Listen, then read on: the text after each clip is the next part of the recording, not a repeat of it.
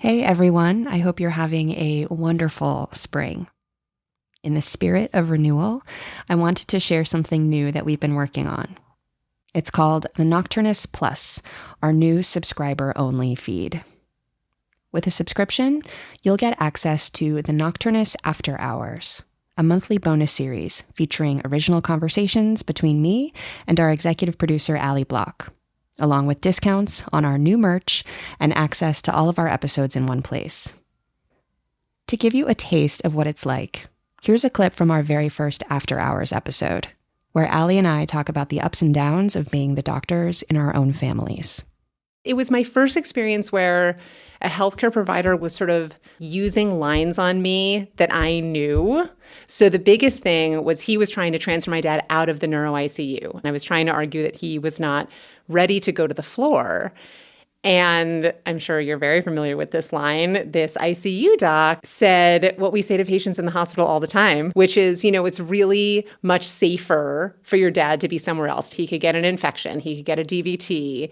And I was just like, don't pull that with me. I know those lines. That's the Nocturnist After Hours. We're really excited to see how this series evolves. It's been really fun so far, and would love to hear your ideas, questions, and suggestions along the way. If you want to join us in this new corner of our community, take a visit to thenocturnist.org/plus. Subscriptions start at just $10 a month. Hey Nocturnist listeners, if you like immersive, powerful storytelling, then take a listen to Overlooked. It's a podcast that features personal stories which bring the women's health gap to life. It's hosted by me, Golda Arthur, and you might say I've got skin in the game. On the show, we've covered topics like ovarian cancer, endometriosis, cervical screening, and funding for women's health research. You'll learn more and understand better, just as I do when I talk to women who tell me their stories. You can listen to Overlooked on your favorite podcast app or head to overlookedpod.com for more. At The Nocturnist, we are careful to ensure that all stories comply with healthcare privacy laws. Details may have been changed to ensure patient confidentiality. All views expressed are those of the person speaking and not their employer. I'm Emily Silverman, and you're listening to The Nocturnists. Medicine asks many things of the people who practice: discipline, stamina, judgment, humility. But somewhere along the way, another question emerges with increasing urgency. How do we care for the people doing the caring? Today's guest is Dr. Lisa Rosenbaum, a cardiologist at Beth Israel Deaconess Medical Center, assistant professor at Harvard Medical School, and national correspondent for the New England Journal of Medicine.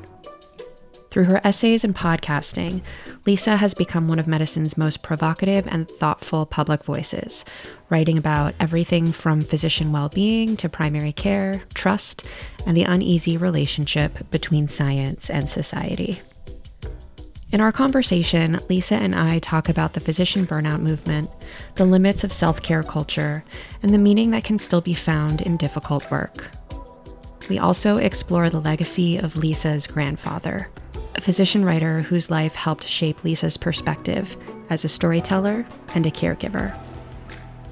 I hope you enjoy this conversation as much as I did. But first, take a listen to Lisa, reading from one of her essays in the New England Journal, Beyond Moral Injury.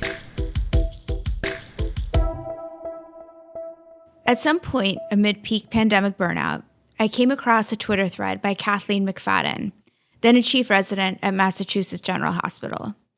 Expecting yet another depiction of the frustrations of our working lives, I skimmed her description of a busy morning with several new patients, one of whom was so preoccupied by having forgotten her milk duds that she couldn't give much history. The milk duds kept me reading. As any writer knows, a story can't include that sort of detail without returning to it. And sure enough, late in the evening, inundated with administrative tasks, McFadden sees a box of milk duds in the chief's candy basket and takes it to the patient. Then McFadden surprised me.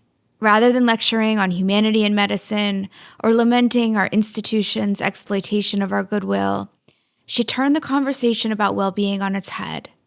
Although the milk duds kept her at the hospital far longer than intended, her patient suddenly opened up, For the first time that day, she felt her work had meaning. So she wondered, what if improving our own well-being sometimes means spending more time at work rather than less? McFadden has since quit Twitter, so I don't know how people reacted. But I imagine her opinion was unpopular.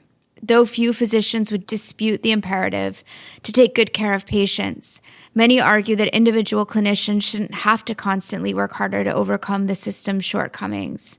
That's why being told to be resilient is infuriating. It implies that individuals are responsible for solving systemic problems. It's also why well-being interventions often feel farcical. Rather than making doctors do modules on sleep hygiene, why not create work environments that don't force us to spend our nights managing exploding inboxes?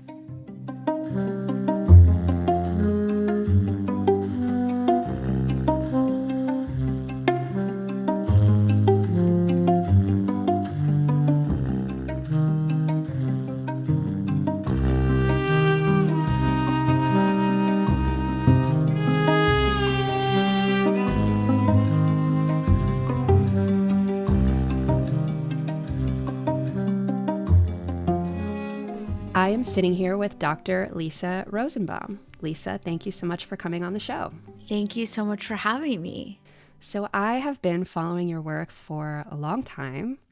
You are a prolific writer, and you're also a physician podcaster. So we have a lot in common.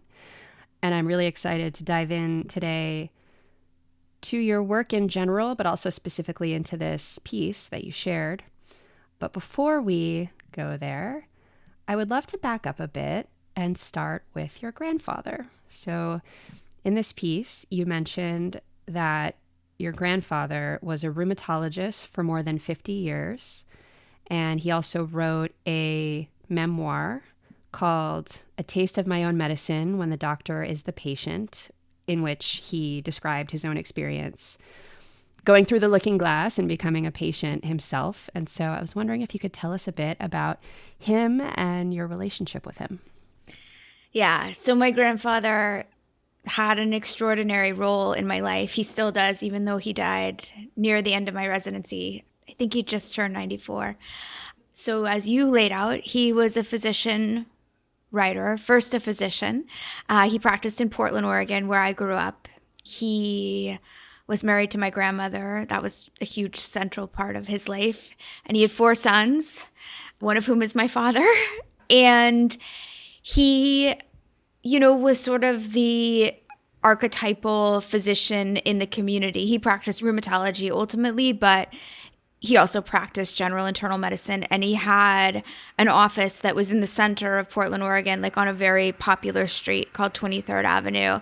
And actually across the street was my great-grandmother's bakery, Rose's Restaurant, which was also sort of an iconic Portland place. So he and his partners would go there for lunch every day, which is just sort of part of the lore when I was growing up. And I was very close to him. I was born in California, but when we were 5, we moved back to Portland. That's where my parents had grown up, to be closer to them and the rest of the family. And so my childhood was very much one of spending weekends at my grandparents'. My parents are both physicians, so they worked a lot too. And, we'd be there with my cousins, and Portland is known for its, beautiful forestry, and he would always take me to the zoo and to the trails like near his home. And he was a storyteller. Like, he told me stories my whole life. I would sit on his lap and he would tell me stories. And like the main story when I was a kid was that I was actually a princess because my grandmother was the daughter of the king, and in order to marry my grandmother, he had to slay all the dragons who were eating everybody, and like for a long time, I believed that story. And then when I was probably in grade school, it might have been even before, I actually remember, it was before we moved up to Portland, because I have this memory of him carrying me on his shoulders when we lived in Burlingame, California. And he used to, it's like a joke in the Rosenbaum family that nobody can sing, but he used to sing me songs, and he had a hoarse voice, and his hoarseness lasted months and months. And I sort of remember one of like my early childhood memories of like my parents worrying about it, And so he got diagnosed with laryngeal cancer eventually, and that became the premise of the book. And he was treated and cured with radiation. And then when he went back to practice, he felt like he could no longer be a doctor in the way he had been because he was so newly aware of all of the injustices in the ways we treat patients. And I would say, like, now the doctor as patient kind of trope is it's like cliched to me at this point, but when he did it, it was more unusual to the point that Disney bought the book and made it into the movie The Doctor. So yeah, I've seen that movie. Yeah, oh my gosh, it's a great that was based movie. on your grandfather. Yeah. He was so in neat. it. It's Okay. another joke. Like, this goes along with the not being able to sing Rosenbaum. Like, we're just not good at like that kind of art stuff. So he had a cameo in it where like all he was supposed to do was like wave at William Hurt, who was walking down the ward with his whole, group of students and trainees, and he just couldn't get the timing of the wave right. It took 17 times, but he's actually in the movie with my grandma sitting next to him. So that was a big family life event. And after that happened, I probably was around 11 or 12. He traveled all over the world giving talks. He loved an audience. He was amazingly gifted at this. He was extremely loving and extremely accessible, and you could just feel his enjoyment. Like, you know how now when you listen to people or you watch TikTok, like you can tell when people love their content. Like, this was before the internet, but I would say my grandfather loved his content. And so a little side stories. I in the interim like fell in love with writing, which we can get into, but it was more fiction writing. But then when I got into medical school, I was the first grandkid of the six. My sister now is a doctor too, my younger sister. But I was the first.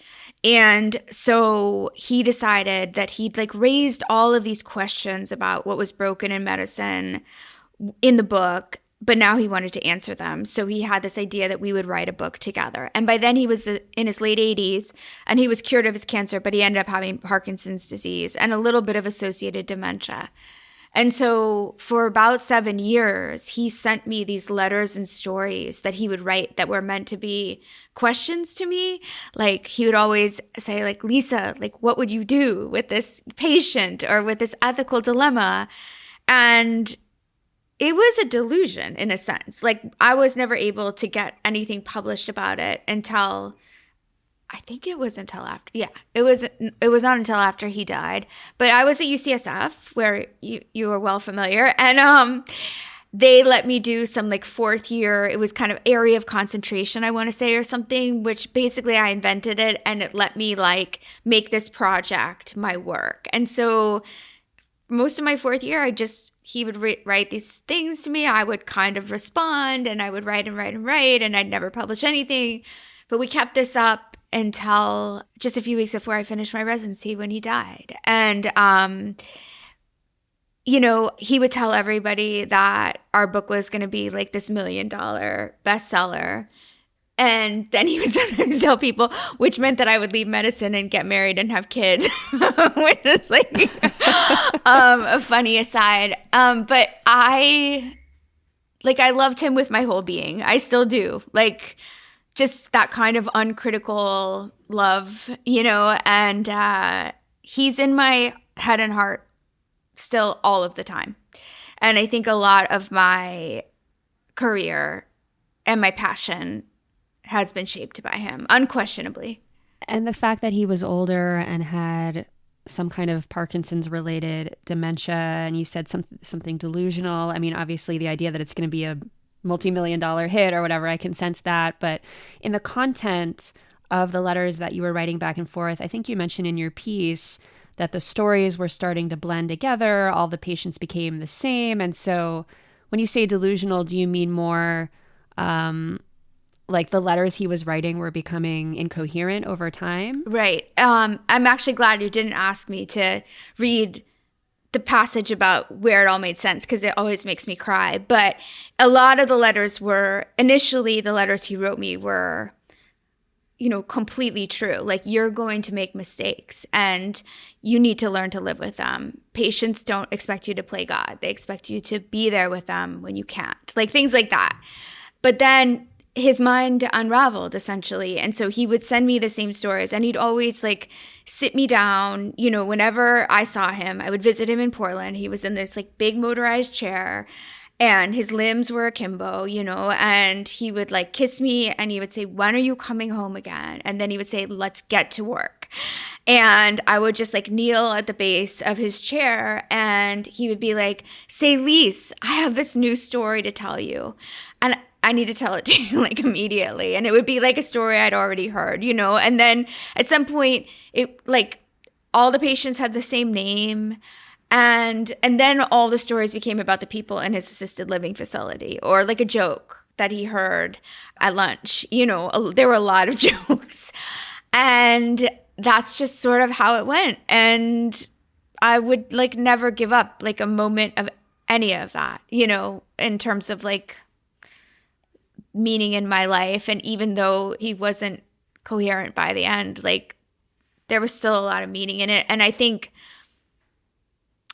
that at some point I realized that so many of the stories he sent me didn't have a point, but so many of them were about the people who let him into his life, as his patients, and that was the fundamental point. And that to be able to like care for them in a way that he could hold on to them well into his 90s, like was what medicine meant to him. And so like that felt like the answer to the question that he was really asking me, which is like, what is medicine? What is it about? And how do we preserve that?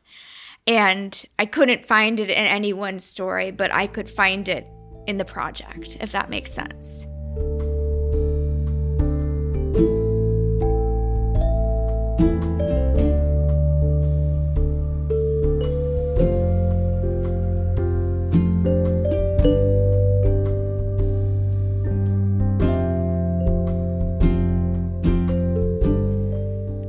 So, what ultimately drew you to medicine? You had it in your family. Was it from a young age, or was it later? Yeah, the medicine part was much more obvious to me than the writing part. I mean, again, so you grow up in this family. I mean, he was formative. My parents, I'm so close to. And Portland, again, it's bigger now, but then it wasn't as big. And so like you go to the grocery store, you go to synagogue, whatever you're doing, you run into people who somebody in your family has cared for, and they tell you all the time, like, your father, like, let me see again, you know, or your mother, like, saved my life. She's a cardiologist. My father's, he's a rheumatologist, but his science was all about uveitis. And so I think that for me, it was just this, like, I never even questioned it. I was like, this is what you do to have a meaningful life. And one thing I think about all the time now is how many parents would discourage their kids from going into medicine. Mine certainly did not pressure me at all, nor did they pressure my sister. But I think we both just witnessed it as like, this is what you do, and you will be satisfied. You'll work hard, but you will be satisfied. Yeah, a friend of mine has a friend who I don't know as well, but she always used to tell me about her friend who grew up in Vermont, and she came from a family of fiddlers. I think they were of Irish descent, and there's this very specific Irish fiddling tradition, and it was like a musical family, and her parents did it and their parents did it, and it was just this thing that was passed down generation to generation. And then this young woman, my friend's friend, became a fiddler, and she's still a fiddler. And, you know, I think there's a lot of that sometimes in families, like there's a trade or something, or a skill or an artistic pursuit that's passed from generation to generation. And, you know, one way to think of it is like, well, obviously the young kids are going to be pressured because whatever, inertia. But there's another way to look at it, I think, which is almost like the family becomes like keepers of that trade in a way. Totally. I think there's something really beautiful about that. Oh, same. I feel very moved by the fiddler story. So yes, no, I totally agree. And like, I love when patients even tell me, like, when they, you know, are talking about, my father, you know, I took over his business, like in the same, you know, his construction business or whatever it is. Like, I definitely feel that, like, it's just a shared thing that you pass down, and maybe it gives it extra meaning and maybe it doesn't, you know, but yeah, it was just like, it wasn't something that I gave a lot of thought to. It was just so inherent to like what I imagined my life to look like, which is kind of ironic since now my life doesn't really look like theirs in a lot of ways. Well, a lot's changed, including in medicine. Right, exactly. Well, tell us about the writing piece, so that, you know, a lot of people come from lineages of physicians, but it's more rare to come from a lineage of physician writers. And so I'm wondering about the writing piece. Was that, it sounds like that came a little bit later for you? Well, it coincided. I don't think it'd be totally honest to say, like, because my grandfather was a physician writer, I fell in love with writing, because then I would also be like a gardener and like good at math and all these other things that I'm not. And he made these like amazing train sets, you know? So what happened really with the writing? Well, first of all, even in high school, like we had this international baccalaureate program, and there was like this thing called an extended essay that I did my senior year.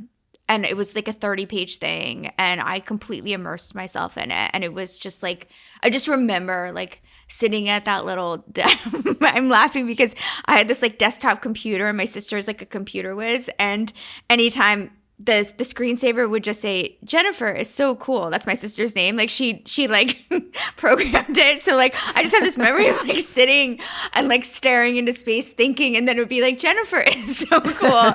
But no, I was just like nerded out even with that. Like I loved that. And then when I got to college, I loved like thinking about how like one idea spoke. Like I remember writing about Karl Marx and Toni Morrison my freshman year, and like, how does one speak to the other, you know, like in whatever your freshman mandatory class is. And then basically what happened is like I did all my pre-med stuff at Stanford, and it was like very cutthroat, you know, and again, I wasn't particularly like, my first organic chemistry midterm, I got a B-, and I like walked to a payphone because that's like what there were. And I called my mother at work. I think she was in the cath lab, and I was like, it's an emergency. And so she was like, what's going on? And I'm like, are you okay? Like she thought I fell off my bike or whatever. And I was like, no, I'm not going to medical school. Like I got a B- in OChem, and like my life is over. And so my life wasn't over, obviously, but I didn't like ever get miraculously good at chemistry. You know what I mean? And like I still suck at like acid basis stuff. Like I'm like, oh no, is this mixed? Like, what am I gonna do if it's mixed? So by the end of my sophomore year, I'd done most of it, and then I had like a big old heartbreak, like my first like real heartbreak. And I just remember that summer I was like maybe teaching literacy somewhere. So in that pursuit, I was like reading a lot of short stories. And I was like, I'm just going to write a short story about this, but I'm going to fictionalize it. And I did. And it was so cathartic. And then I took a fiction course, a short story course, the fall of my junior year. And I made the most incredible friends. And I just loved it. And then what happened is I thought I'm going to take a little time off from going to med school, and I applied to MFAs in fiction writing. I got rejected everywhere, and the last minute I got into Columbia. So the first year after college, I moved to New York and started the MFA at Columbia. And a week after I arrived in New York, and I'd been on the West Coast my whole life, September 11th happened. And then I had just like a massive meltdown, like didn't write the whole year. Literally the whole year I was there, I didn't write. And I would just like eat bagels. Just like, and I did a lot of psychoanalysis. So it was like a very New York experience. And then I like would wander around downtown and like look at all the posters of the people who had died. And it was just like such a dysfunctional way to exist. But also I was like 22 and I didn't like, what do you know? But I knew I wanted to go to med school. Like that felt pretty clear. I was like, this is not like, I love writing, but I am not a writer. I am not cut out for this life. I need to like touch those people. Like in the posters, you know, I felt so unmoored by it all. The sense of there's like this immense sadness and grief that has descended upon this place and our country. And I just want to be like helping other people. That's the only way I know how to feel okay in this world. I think that's still true. And then you went to med school, residency, fellowship. You became a cardiologist like mom. Yeah, like mom. Tell us about cardiology. Yeah, I just love cardiology. Like I think that before when I was looking at it from the outside, I think the things that I loved were that we had so much data to like tell us what to do. Like we can do so many things for people. That is amazing to me. My mom gave me like Eugene Braunwald's 2 major textbooks, like my first year of med school. And I remember sitting on my bed, I was like looking out my window on Clayton Street. I don't know if you know Clayton Street in San Francisco. I do. I used to live right there. Yeah. So I was like sitting on the bed with that big, like kind of maroonish book. And I was reading Peter Libby, who was like, became a colleague later at the Brigham, writing about lipids. And I was like, this is beautiful. Like, this is beautiful writing. And it's just like beautiful to visualize like what's happening within the artery. And it's just like I fell in love with it. And then what happened? Now I don't do any prevention or anything like that. I don't want to talk about lipids, but I love taking care of sick people. Like I really love the pace of cardiology. Like I belong in a hospital. I think that if I didn't have this other life, I would probably want to be in an ICU. And yeah, I'm not trained in critical care at this point, but it is like I just enjoy the pace of cardiology, and it really brings out like 2 different parts of me. I feel like my writing podcasty part of me is just like so cerebral and slow. Like I am so slow, I can't even tell you. But then the cardiology part of me, like it's more like my mother. My mother can like walk into a room. I don't want to flatter myself and say like I'm like my mom this way, because she's so good at it. You can see her. Like she walks into a room and she can like see what's wrong and what needs to be done and get it done like so quickly. And I don't quite have that sophistication, but I do like moving, like being efficient and like making decisions that matter. And it's obviously extremely stressful. Like the stress I feel as a doctor is like so different than the stress that I mostly don't feel as a writer. Like it's just the stakes are so different, you know what I mean? But yeah, cardiology is just like really fun and cool. I was just thinking like what would be the storytelling equivalent of an emergency? Like the acute MI of writing would be like missing a deadline or something. I know. The problem is they don't give me deadlines. Although the podcast, I have deadlines, which I miss consistently. And I would like to tell you it makes me as stressed as cardiology does, but it doesn't. Yesterday, I was on somebody else's podcast and he asked me a series of rapid fire questions at the end. And like there was one and I'm just like, I don't even remember exactly what it was, but I was like, I drew a total blank. I was like, I don't have any idea what I'm supposed to say. I guess that was like a slight stress, but it's not, I mean, you know what I'm talking about. The pit in your stomach when you think like something has happened to a patient. Yes. And you're responsible and you hurt them. There's nothing like that for me in the world, that feeling. It's like the most anxiety-inducing, vomit-inducing, whatever feeling, and it never goes away. And I feel like the fact that I have so much time to like introspect in the other part of my life just like enhances my sense of responsibility and the stakes in that other part of my life.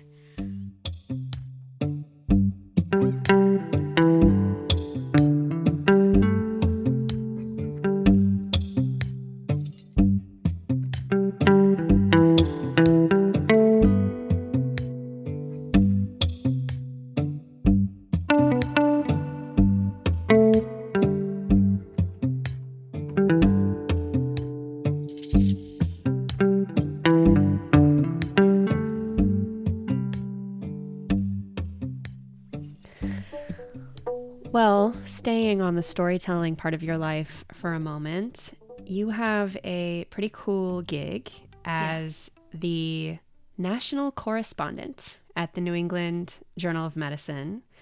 And so you write for them. You write for them a bunch. Right. And you are also the host of the New England Journal of Medicine podcast, Not Otherwise Specified. So tell us about nestling into Nejm and writing for them and podcasting for them and kind of this role of national correspondent and how that came about and what that means and what that looks like. It's like a dream that I'd never had because I didn't really know it was possible kind of thing. It's an incredible place to work for so many reasons. I think I did a fellowship there in 2012 with Danielle Lamas, who you had on, and that Yes. I loved that episode so much. So we were together for a year in this office in 2012, and she had, done reporting at the Crimson and stuff like that. And so she taught me so much about how to write and report, like skills that I definitely did not have. I'd done, the year of MFA that didn't count, and I never had any like repertorial training or anything like that. And then I ended up doing this other fellowship at Penn, and I started writing online at the New Yorker during that time. So coming back to Nejm, it felt like coming home in a sense. Like, I think the thing that was most striking to me was just that everybody's a human. And I think that from the outside, the journal is just like so big and like it looms very large in the consciousness. It does. It really does. And for good reason. But you like sit in the meetings, which I used to do. I don't do it anymore, but I used to. And at some point you realize like, you have people, humans who are making decisions. And that was like extremely fascinating to me. Like, I'm just deeply interested in like human behavior and how people interact and leadership. And so Jeff Drazen was the editor who hired me. He was the editor-in-chief at the time. And like, I was particularly interested in like how he set a tone that allowed for so much collaboration and discussion and dissent, and then that everybody could come back together and be friends. And it's just like, when in your life you just like get to sit in a room like 2 or 3 times a week with all these brilliant people talking about science. Like, that was just extremely, extremely cool to me. And so the writing part, though, it's very well suited to my personality in that I have just a ton of autonomy. I mean, I have editors, obviously, who can tell me this is not working. I look to them to do that sometimes because I get stuck in my own head, But as far as like the genesis of ideas and things like that, like most of it comes from me. So I don't know. I don't have a counterfactual. Like, I pay a lot of attention. I wish I paid as much attention to cardiology as I do to media. But I read 1 billion media Substacks or listen to 1 billion media podcasts. And one thing that I just feel so lucky about, I kind of feel like this is a theme I brought up with my grandfather too. I feel like removed from the rat race of it all. Like, I'm really protected from, I think, a lot of the things that can make writing and media hard today, which is like, oh, you have to now be on video and you basically have to be an influencer, or you have to have 100,000 at least followers on Twitter for anyone to pay attention to you, or whatever it is. Like, it's not that I don't pay attention to those forces, but I choose to ignore them mostly. And I feel like the journal has allowed me to do that because I look at it as like this bastion of excellence and like old school approach to a lot of things. Not that they aren't innovating constantly. I mean, they are, and my podcast is part of that. But also that if I just like leave behind a body of work, bunch of essays that chronicle medicine as I knew it, like, I'm okay with that, even if they don't have 1 billion clicks, and nobody bothers me about that. Does that make sense? It does make sense. And the national correspondent role, is that meant to be like a liaising role with academic medicine and research and publications and studies and the general public? Or is it meant more as liaising with the clinician community, like staying inside the house and kind of disseminating work inside the academic space? I think it's kind of like, it's just what they called it because that's what they used to call it. I don't think it's like, I don't think it really, I love that you ascribed some intent to it, but I think it implies more of a journalistic role. And I think of myself more as an essayist. In the last 5 years, I basically have just written these mega series. I did quality, then I did training, and then I just did primary care. So I'm almost to the point where I'm kind of writing books about a certain topic that lend themselves to a serialized essay format. And I think you were trying to get at who is the audience. Well, I guess I would say the obvious answer is the journal's readership, but I always try to write things that I feel would be accessible to anybody. But I don't know that I succeed in that. Well, I think a lot of people know about New England Journal, and the podcast, I think you can just listen, right? You can definitely just listen. And that is really fun for me, that you don't have to have a New England Journal subscription. I think it feels more accessible to people. And I feel the feedback from the audience, I think, is more immediate. I don't know what it's like for you hosting a podcast versus writing, but I love hosting a podcast. I always pictured myself as a writer when I was younger, and I unexpectedly fell in love with the audio medium. It was not something that I set out exactly to do, but it just kind of happened that way. I still write. I write some, but I don't know. There's something that I really love about the human voice and the extra information that you're able to communicate with the instrument of the voice that doesn't necessarily come through on the page. There's obviously a lot of things you can do on the page that you can't do in audio, beautiful literary descriptions that just wouldn't make sense for me to sit here and give Vladimir Nabokov descriptions of medicine. But anyway, yeah, there's a musicality to it. It's fun. It's a really fun medium. So yes. Yeah, I love it. I love it so much. And it helps me avoid some of my Achilles heel type problems, which is I think too deeply. I think about things and then I get stuck and I feel compelled to have answers to things that can't be solved, and the podcast kind of absolves me. It's a very forgiving medium. It is very people don't really hate listen to podcasts.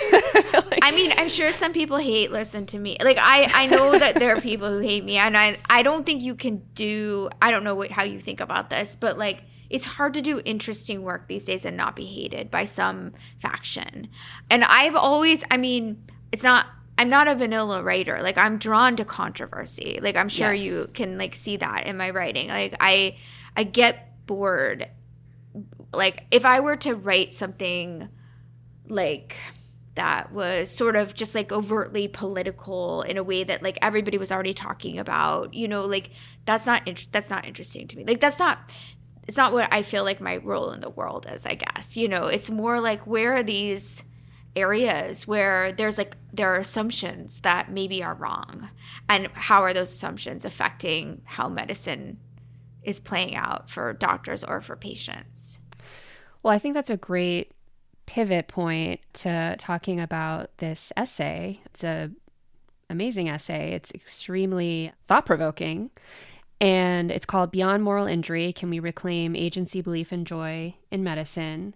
And I think I read this when it came out, and then you sent it to me again, and I read it again, and I was like, yes, I think I read this when it came out. And I remember thinking at the time, I want to have her on the podcast, and I'm glad that we were finally able to make it happen, even if it was at a bit of a delay. Well, that was my fault. Let's just okay. I'm Yes. unable to respond to emails, and I really apologize. But I'm so happy to be here now. Well, we're happy to have you. And, there's probably a lot of people listening to this show who have been involved in the physician burnout conversation. I feel like you actually hear less about it now. It was a very hot topic pre-pandemic. Physician burnout was the topic and everybody was writing about it and there were so many headlines about it. And then, of course, COVID hit and kind of deepened and distorted the conversation in different ways, which was really interesting. But in the pre-COVID era, the physician burnout conversation, in my mind, progressed through a few different stages. So I think, in my mind, of it kind of like this. So there was physician burnout 1.0, which was looking around, noticing, oh, we have a big problem, physician burnout. And in the initial wave, it was, how do we fix this? How do we make our doctors happy? How do we make them less burned out?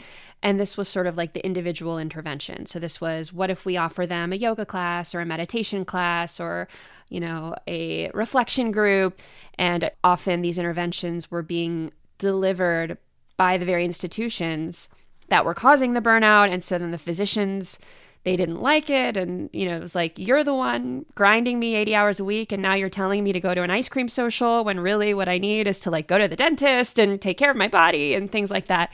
And so physician burnout 1.0, in my mind, produced a lot of resentment and produced a lot of anger, to the point where the word resilience almost started to become a dirty word. People were saying, no, it's not that I'm not resilient, it's that the system is not resilient. And so then we kind of progressed into burnout 2.0, where the pendulum swung all the way in the other direction. And physician burnout 2.0, you can correct me if I'm wrong, I'm just making this up. No, I haven't I totally trademarked these ideas. No, I mean, that's why, and in the first passage I read, I was like, you can't use the word resilience if you like, yes, don't want people to come after you. Yes. So yeah, far, I totally exactly. agree. I know. It's like sometimes like well-meaning people would come into the space and start talking about resilience, and then all the doctors would like snap at them like piranhas. Like, no, everybody be texting wildly, and like I'd feel so sorry for those people, even though also I was like, because they didn't know, no. and yeah, they didn't know. They were just trying. So burnout 2.0, pendulum swings the other way. So it becomes, actually, this is not an individual responsibility thing at all. It's entirely a systems thing. The system is broken. Medicine is becoming corporatized. It's profit driven. We're being worked too hard. We don't have protections. Our autonomy is being eroded by these other forces like insurance companies and prior auths and things like that. So if we're going to have a conversation about physician burnout, we need to take the attention off of the individual clinician and stop talking about yoga and ice cream and meditation and start talking about the broken system that we work in. And if you want to make clinicians feel better, fix the system. And the burnout 2.0 narrative was very prevalent and in some ways still is. And your piece kind of tries to bring the pendulum a little bit back, not to the middle, I would say, but just a little bit back, like a few inches. And I thought that was really a courageous stance to take, and was wondering if maybe you could just start by telling us about this tweet thread that you found on Med Twitter. Unfortunately, now on X, that whole community is kind of dissolved. Yeah, my entire feed is like heated rivalry, which is like, which is fine. But like, which is fine. That's a different type of pleasure. Yeah. But yes, Med Twitter was the thing back in the day. Back in the day, in this vibrant social media community of physicians, so you're online, you stumble upon this tweet thread, Milk Duds. Tell us what it was about this thread that caught your attention. Well, it was very like countercultural. I mean, it's not just like in the middle of the pandemic where I feel like our burnout became the story in a way that didn't sit right with me. And I've since tried to figure out like, why didn't it sit right with me? And there are lots of reasons. And the essay that we're talking about is the fourth of a series that like really dives into a lot of these issues. But part of it for me, very personally, if I were to like be analyzed about this, was that, so I have lupus, I'm on immunosuppressive drugs. I wanted to work when this all started in March of 2020, and my mother thought I was going to die. And so she basically put her foot down and like wouldn't let me like do my time, and I had to call out. And so I was on the sidelines, and I think that vantage like completely changed how I experienced the pandemic, because every moment after that I got to help. And maybe this is like the theme that I felt in 2001 as well, when I felt like on the outside in this way. It was like, it felt like a privilege to me, and not because I didn't feel vulnerable. I mean, the other part of my life, like if I were to have like an academic career, I would study risk, like how emotion and risk perception collide. And I had a terrible fear of infecting other people, like that I would get it and I would be like dumb about it, essentially. Because like when you have lupus, you kind of feel like you have the flu a lot. And so I was worried that I would get it and not really realize and then pass it on. So that was like my abiding terror. But I wasn't one of these people who was like worried about getting it that much, except if I was going to pass it on. And so I think it's not fair for me to talk about how other people felt or what other people went through, because A, I worked a fraction of what other people did. B, like everybody has like different anxieties around certain illnesses or insults to our bodies. And for me, COVID wasn't one of them. But I definitely became aware that what I would see on social media and the way that the media at large was covering what was going on, they gave such a platform to physicians who felt burned out.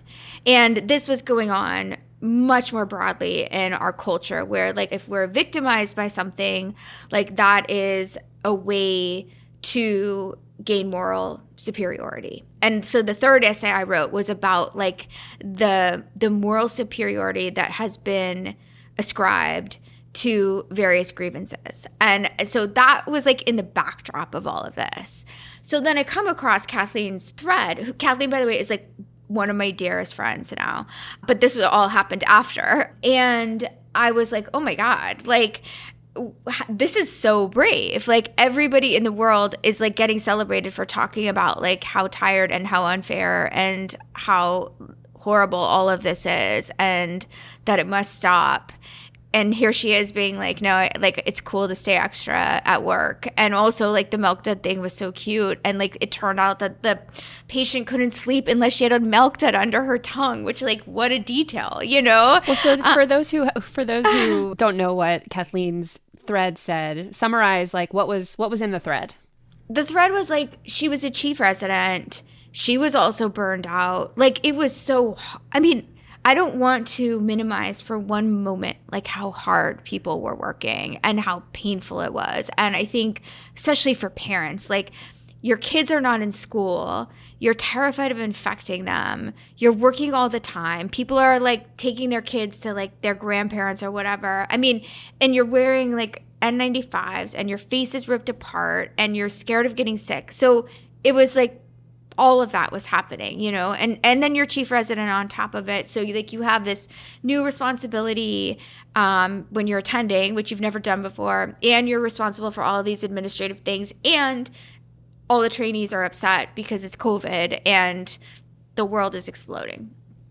And she was like at her max burnout, which she describes, and there are all these things, and she hasn't written one note, and like a long night awaited her, essentially. And then she decides, because this woman this morning, when she was talking to her and admitting her down in the ED, I might be like misremembering exactly what happened, but the woman wouldn't give her any history because she was so preoccupied because she'd forgotten her milk duds. So Kathleen like couldn't figure out what was going on with her. And then at the end of the day, it's getting late, and she walks by the chief's office, and there's always candy there. And there was like a box of milk duds, and like she brought it to the patient, and then the patient just like completely opened up, like told her what was going on. It comes out at that moment that she can't sleep without a milk dud under her tongue, which again I just love. And then basically Kathleen is like, oh, this is like I'm definitely putting words in her mouth. This is not what she said, but this is like what gives meaning to my life, you know? And so what if like our whole dialogue about burnout is upside down? Because it's all become about like protecting myself from this system that is crushing me. And I would argue, again, in the backdrop of these like 4 essays that I wrote, this system is not just like the medical system is crushing us. It's like capitalism is crushing us. And like we can't possibly get out of bed because of capitalism, you know? And like it's all of that stuff kind of like mushed together in a way that I felt like had culminated in this sense very generally in society that like we have no agency or power, but in medicine specifically. And I thought there was something paradoxical in that, because I think to be well is to feel a sense of agency, and that this narrative had stripped us of agency. So it was like contributing to an erosion of well-being in its own right. And so for Kathleen to like reclaim something in her own agency, to make a choice to go back to see that patient, was very powerful to me. Even if it meant staying later. Late, exactly. And that was the whole point. And so I feel like it really complicated that narrative and set me up to like think more deeply about all these issues and how they were converging in our training environments and also in our culture at large, where we were seeing like very similar narrative threads. Yeah, I was going to say in your essay, you talk about this self-care culture, you know, like reject toxicity, reject overwork, protect yourself, that there was almost like a religious fervor around this philosophy. I think in the piece you talk about an Instagram influencer, 2 million followers, and then published a video or something that was called Embrace Quitting as a spiritual practice. This idea of quiet quitting started to become popular, you know, the idea being you just like don't work so hard and like don't do that take good a job. Take care of yourself. That is the North Star of life, is take care of yourself. And it makes me think, you know, I don't attend on the wards anymore, but there was a period of time, you know, so I started med school in 2010 and I went to Johns Hopkins, which was super hardcore. And then I came to UCSF for residency in 14, came out of residency in 17. But along that trajectory, I definitely noticed a shift where coming in 2010, it was very much like hardcore gunner culture. You know, obviously there's pros and cons to that. I just watched an episode of The Pitt, famous TV show, where these two med students on the TV show are, you know, trying to outshine each other. And then at one point, Robbie, the doctor, looks at them and he's like, so you guys know that your grade isn't just on how much you know and how much you do, but also whether you're a team player. And then they like point at each other and they're like, she can do it. And so it's kind of like this caricature of a med student. But I remember thinking as I was watching this, like just last week, like that to me is not the med student of 2026. That to me is the med student more of like 2016. I so agree. And then as time went on and this burnout conversation started to mature, and residency programs, I mean, for good reason, really needed to be accountable and start providing more humane working conditions to their residents, that, as I said, the culture shifted. People started signing out earlier. I don't know. There was a shift, and people would talk about this. Attendings would talk about this, that the residents sometimes just didn't seem to know their patients as well. And this was obviously not, I'm making very broad generalizations right now, but no. I mean, you're preaching the choir, because I wrote 4 essays about this. Okay. Like, it's not like I don't think it was being talked about. I think it was being whispered about because we all feel uncomfortable, and we feel like it's a very hard thing to talk about still. Even I feel, it's very, very, very hard to talk about because you sound like kids these days ish, and like nobody wants to talk about it. But most people, I think, did notice a shift. Right. And so, yeah, like this moment, the milk dud moment, I guess you could call it, like, as you were writing this essay, or it sounds like it was a series of 4 essays, and talking about this idea that we don't always have to be victimized by the systems. We have personal agency. It doesn't mean we have to grind ourselves and be exploited by the residency program, which absolutely, you know, has exploitation in it, but that we can choose moments where we decide, like, I'm going to stay late today. I'm going to circle back and talk to that patient and their family, or I'm going to go bring a milk dud to that lady, or whatever.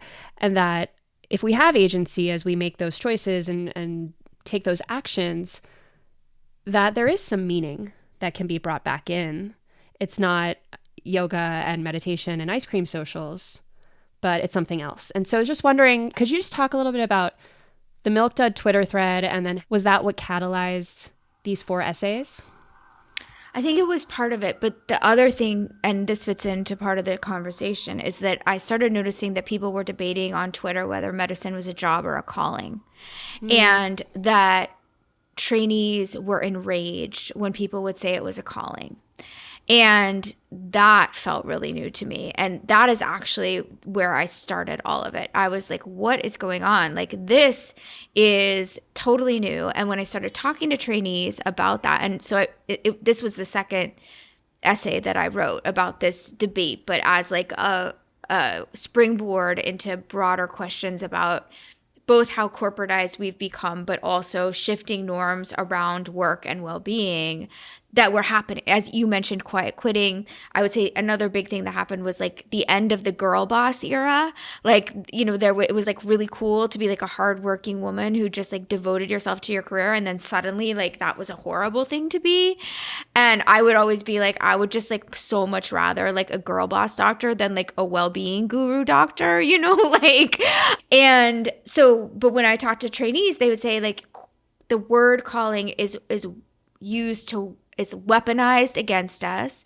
It's used to force us to accept poor working conditions. And I was like, whoa, okay. Like, this is interesting. And ultimately, and there's just so much to be said about this topic, but I got really interested, maybe even subsequent to writing the essays, in like the need to believe. Like there's this famous David Foster Wallace quote, like, I'm going to completely botch it, but it's like, everybody worships, the only choice you get is what to worship, kind of something like that. And so I've always like been very interested in like the need for humans to believe.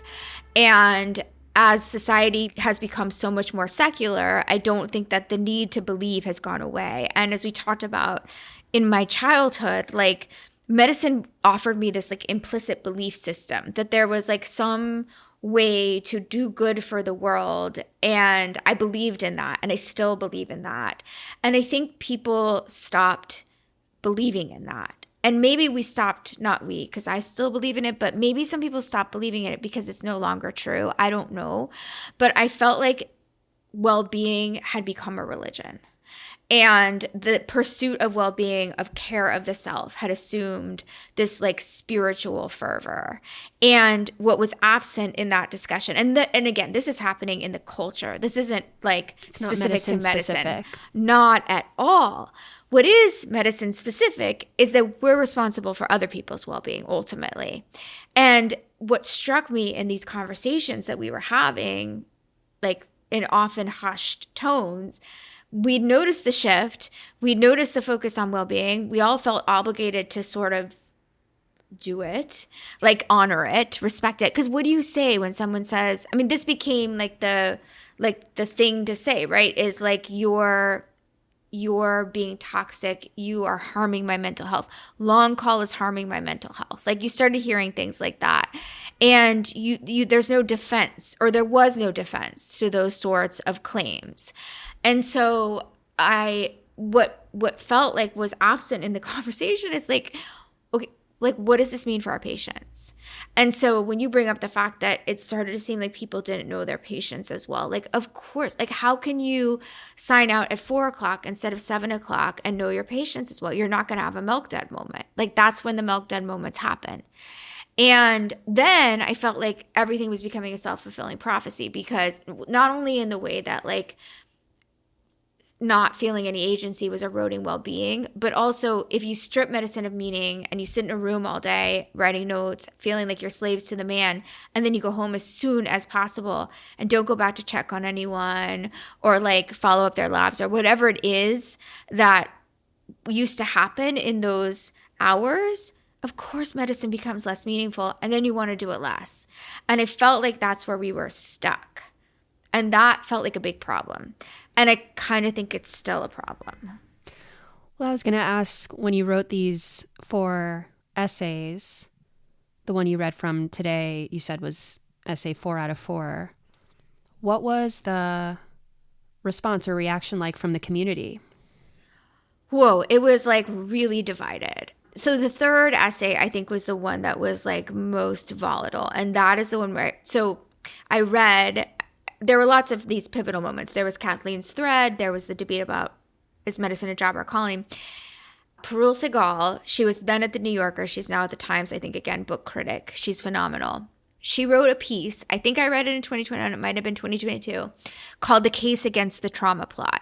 And what she did in the piece was she described how literature and cinema had been reduced to stories about people's traumas, and that their identities had become only about their traumas. And that became the currency in modern day literature, media, etc.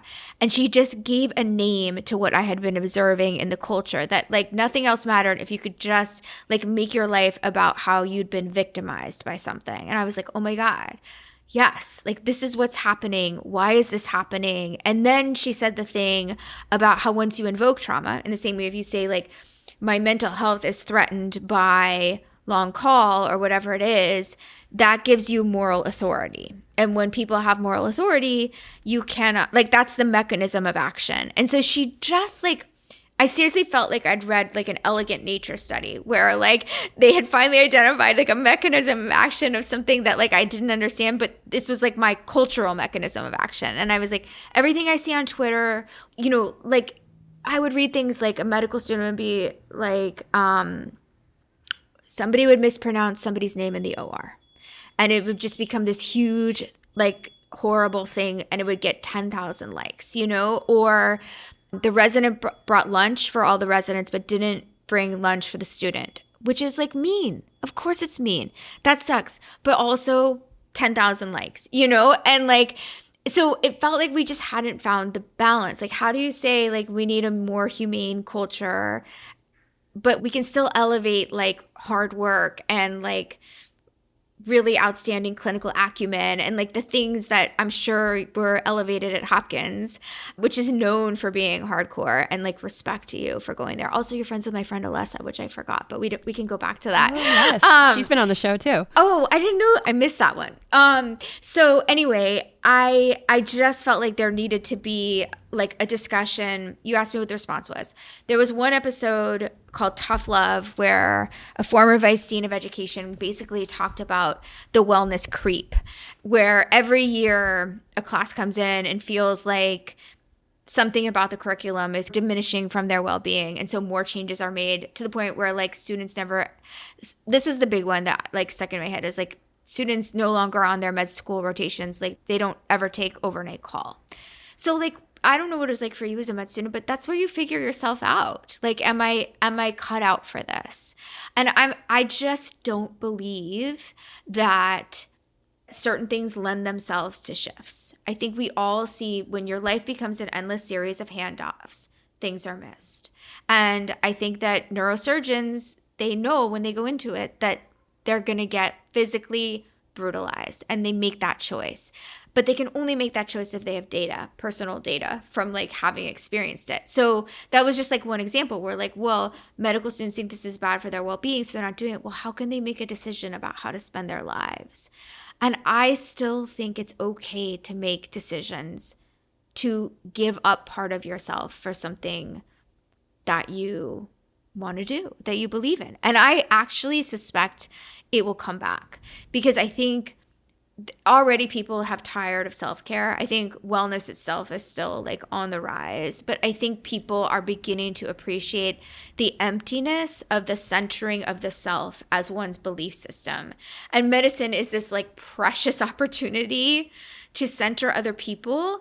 And honestly, of all the things, like that gives me like the most hope for our profession. Oh yeah, but the Tough Love episode, sorry, I went on a tangent. So that was the one where it was like the most explicit, like there's wellness creep, this is bad, etc. And it went like, I wouldn't say viral, because I feel like maybe it's like, I don't compare to like real virality, but trainees like didn't like it on Twitter. And there was a lot of discourse around it with like excerpted. One thing I've learned with podcasts, I don't know if this is like this for you, but like a lot of people don't listen. They just look at the transcript and then they pick out parts. So that happened. But it was fine. I mean, I expected it. Like I expected when I wrote the series, it gave me a ton of anxiety, a ton.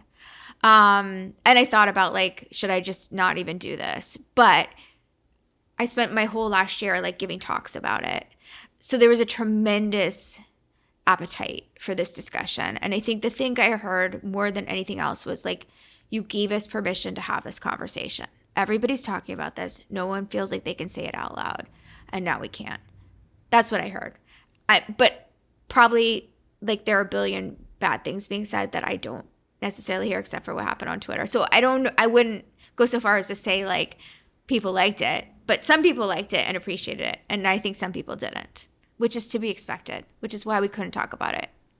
in the first place. Well, I'm realizing now that we're more over time than I expected. This time just flew by since It flew.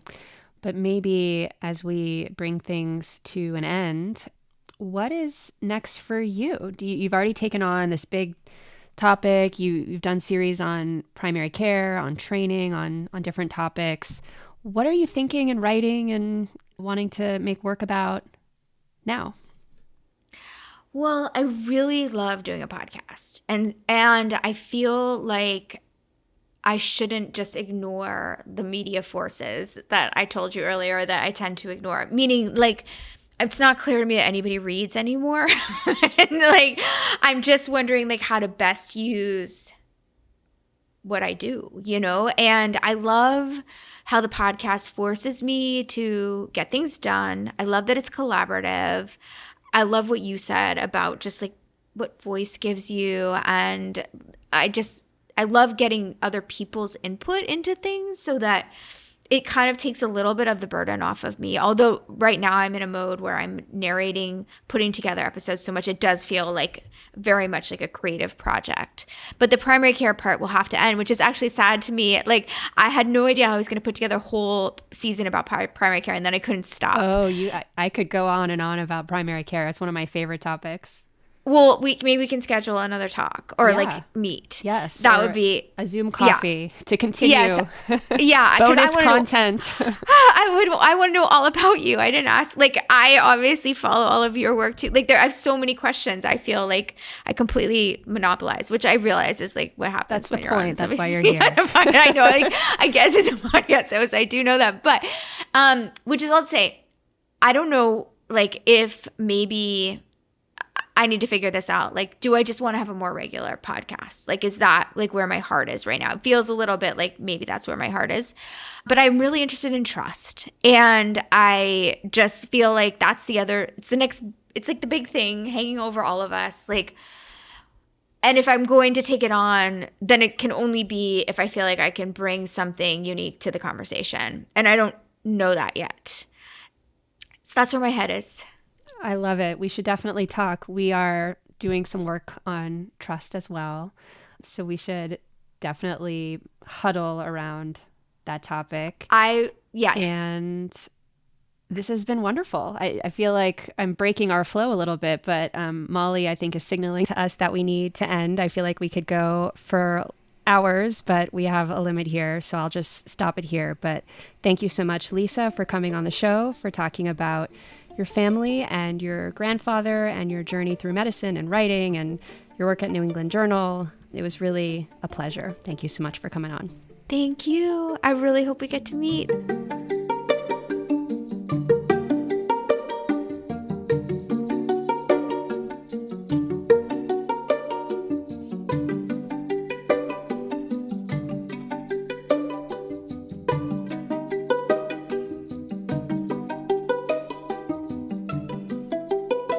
This episode of The Nocturnist was produced by me and producer and head of story development, Molly Rose Williams. Our executive producer is Allie Block, and Ashley Pettit is our program director. Original theme music was composed by Yosef Monroe, with additional music from Blue Dot Sessions. The Nocturnist is made possible by listeners like you. If you enjoy what you hear and you want to support our work, consider subscribing to The Nocturnist Plus. You'll get access to The Nocturnist After Hours, our monthly bonus series featuring original conversations from our team, along with merch discounts and a full archive of episodes all in one place. Subscriptions start at just $10 a month. Learn more at thenocturnist.org/plus or through the link in the description. Thank you for listening and being part of this community. Until next time, I'm your host, Emily Silverman.